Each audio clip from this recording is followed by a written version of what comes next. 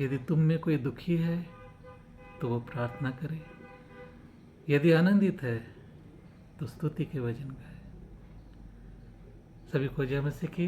एक बार फिर मैं आप लोग के सामने उपस्थित हूँ एक नए वचन को लेकर। याकूब 5 अध्याय और उसका 13वां पद, जो हमें बताता है प्रियों कि जीवन में जब कभी भी कोई दुख आए, कोई संकट आए, कोई परेशानी आए, तो हमें बस सिर्फ एक ही काम करना है, वो है परमेश्वर के पास जा कर के अपने मन के सारे दुख को उनके सामने रख देना। इसके सिवा और हमारे पास कोई रास्ता भी तो नहीं है। हम लोग प्रयास करते हैं और इस प्रयास को करने में बुराई नहीं है, लेकिन परमेश्वर चाहते हैं कि पहले हम उनको अपनी सारी परेशानियों को बताएं, उन सारी मुश्किलों को हम उनके सामने रखें, और जो चिंताएं हैं जो हमें व्यथित करते हैं, हमारे मन को वो बिल्कुल बेचैन करते हैं, तो प्रार्थना करने के कारण से परमेश्वर का वादा है कि वो हमारे मन को संभालेंगे। एक शैतान है, पहले भी मैंने बताया कि उसका काम है फाड़ खाना, और केवल वो संसार के लोगों के ऊपर नहीं, वो विश्वासियों के ऊपर भी अटैक करता रहता है। पहला पत्रस 5 अध्याय और अगर 9 पद को पढ़िएगा तो वहाँ आप देखेंगे लिखा है कि यह जानकर उसका सामना करो कि तुम्हारे भाई, तुम्हारे और जो भाई हैं, विश्वासी भाई हैं, वो भी इस संसार में ऐसे ही दुख सह रहे। तो दुख आज न कल हर एक के जीवन में आता ही है, और इस दुख की घड़ी में हमें सिर्फ एक चीज़ करने की ज़रूरत है, वो है प्रार्थना, प्रार्थना, ज़्यादा से ज़्यादा प्रार्थना। कोई कहते हैं कि भाई आप मेरे दुख को नहीं समझोगे, मेरा दुख बहुत बड़ा है। मानता हूँ आपका दुख बहुत बड़ा है, लेकिन वचन कहता है कि आपका दुख जितना ही बड़ा होगा उतना ही ज़्यादा आपको प्रार्थना करने की ज़रूरत है, उतना ही ज़्यादा आपको परमेश्वर के पास जाकर के अपने निवेदन को रखने की ज़रूरत है। परमेश्वर का वचन कहता है ना, किसी बात की चिंता मत करो। फिलिपियों में लिखा है कि तुम हर एक बात में प्रार्थना, निवेदन, धन्यवाद के साथ अपने सारे बातों को प्रार्थना में उसके सामने रखो, और वो तुम्हारे हृदय और मन के विचारों को मसीह यीशु में सुरक्षित रखेगा। वो प्रिजर्व करेगा आपके थॉट्स को, आपके विचारों को। तो जब विपरीत परिस्थितियां होती है प्रियो, तो हमारी जो सोच है वो अनियंत्रित हो जाते हैं। हम व्याकुल होने लगते हैं, हम परेशान होने लगते हैं, हमारा मतलब लगता है कि अब कुछ नहीं हो पा रहा है, क्या करें क्या करें। ऐसे समय में हमें ज़्यादा से ज़्यादा समय प्रार्थना करने की ज़रूरत है। प्रार्थना एक ऐसा हथियार है जिसको शैतान सामना तो करता है, पर उसके उत्तर को ज़्यादा देर तक रोक नहीं सकता। दानियल ने भी प्रार्थना किया, उसकी प्रार्थना परमेश्वर तक पहुंची, उसी दिन पहुंची, और परमेश्वर ने उसका जवाब दे करके एक स्वर्गदूत को दानियल के पास भेजा। बीच में एक शैतान आया, उसने 21 दिन रोकने की कोशिश की, और रोका भी, 21 दिन तक सामना किया, पर ऐसा नहीं हुआ कि उस प्रार्थना का उत्तर दानियल तक कभी नहीं पहुंचा। ऐसा नहीं हुआ। परमेश्वर ने फिर मिखाइल को भेजा, प्रधान स्वर्गदूत को भेजा, एक लड़ाई हुई, और फिर अंततः वो पहला वाला स्वर्गदूत दानियल के पास जा सका। कहने का मतलब क्या है प्रियो, कि अगर हम लगातार प्रार्थना करते रहेंगे तो शत्रु की हार होगी, शत्रु की हार होगी, और हम अंततः विजय होंगे। प्रभु यीशु मसीह ने कहा कि जो कुछ तुम प्रार्थना में विश्वास से मांगो वो सब तुम्हें मिलेगा। तो क्यों ना हम प्रभु यीशु की बातों पर विश्वास करें। आप कहते हैं हाँ ठीक है ब्रदर, मैं प्रार्थना करता हूँ लेकिन कहाँ मिल रहा है।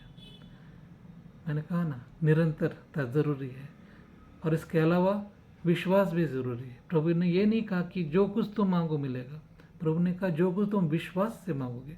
विश्वास किस बात का, कि जो हम मांग रहे हैं वो जरूर पूरा होगा, वो मिल गया।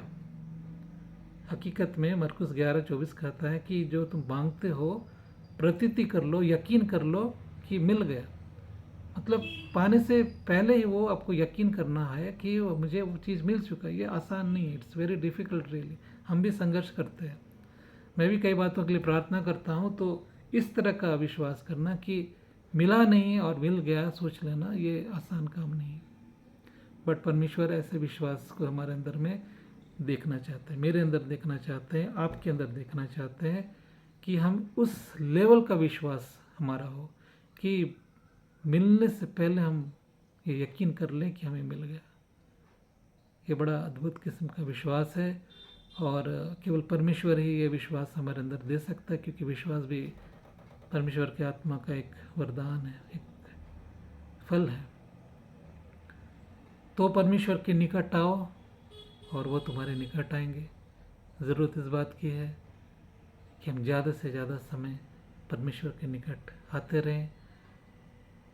जितना नज़दीक हम उनके आते रहेंगे उतना वो हमारे नज़दीक आते रहेंगे।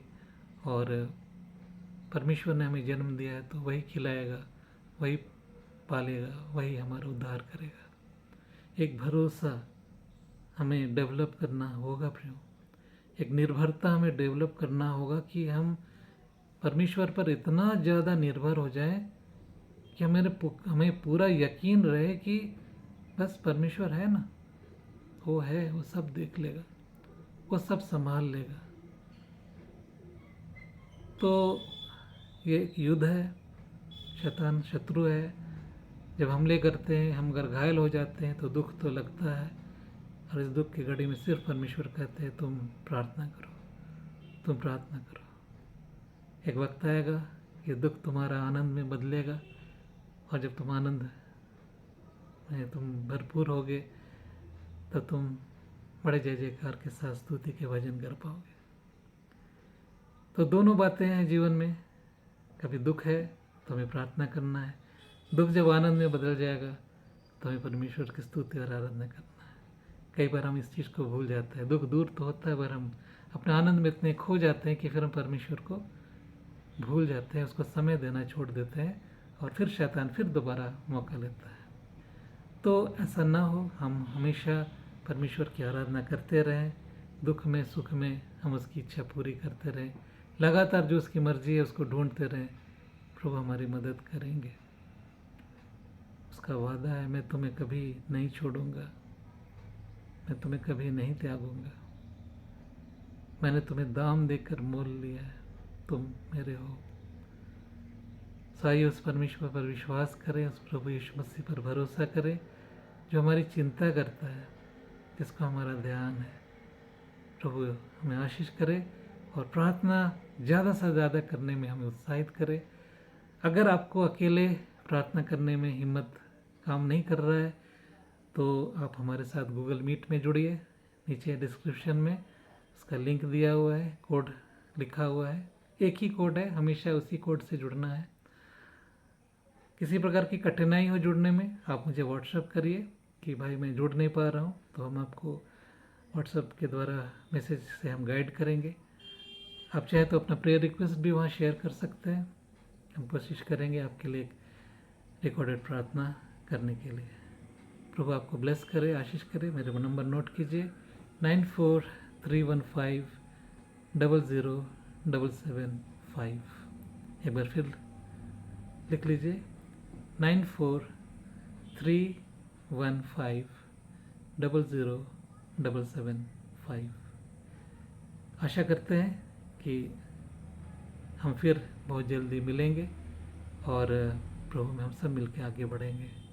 मसीह का प्रेम हम में बना रहे, इस उम्मीद के साथ हम विदा लेते हैं आपसे।